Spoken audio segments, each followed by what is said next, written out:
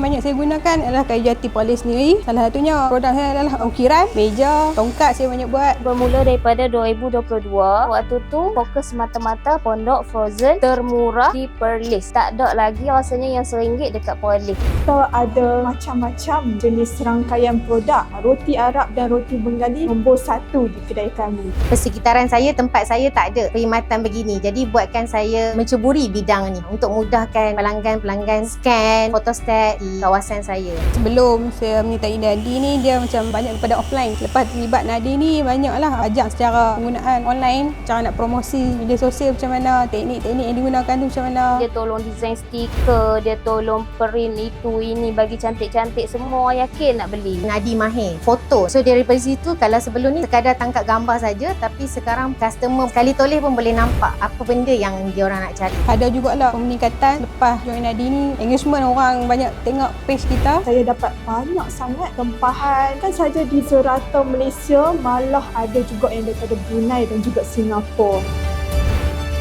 Walaupun pondok kita ni orang kata biasa-biasa, insya-Allah dia boleh pergi ke sampai antarabangsa punya peringkat. Saya tu inginkan kedai fizikal supaya mudah untuk pelanggan datang berurusan dengan saya. Offline pun boleh, online pun boleh.